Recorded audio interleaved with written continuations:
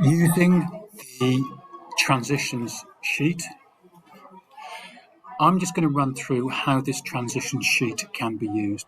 Firstly, I'd just like to acknowledge that this came out of work from Year 7, and especially Emma Waratini's awesome one that she supplied to me when I took over 7 WRE and they became 8 REA.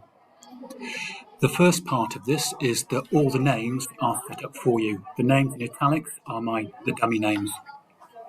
And please note that there are some hidden areas. These are only hidden because as we learn and develop these things, there are some underlying and other categorizations that we can use.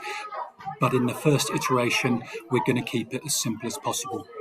So the first thing for you to do would be to identify whether you're the people in your Ropu Whanau are priority learners, and that could be a priority learner in terms of their academic ability, or whether they're learners that require extension.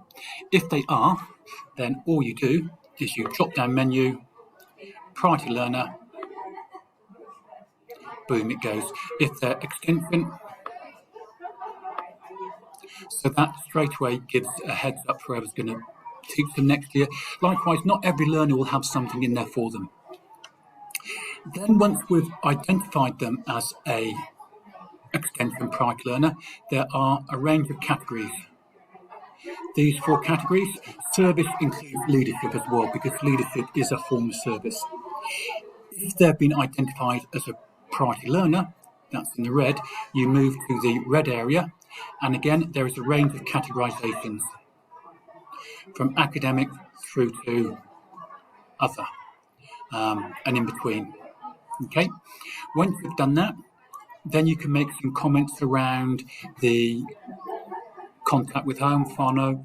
For instance, with Ray, Mum's incredibly supportive. She prefers to be contacted by text because she doesn't have email. Anything like that that you think will help the relationship between the teachers picking up these learners and home and the learner.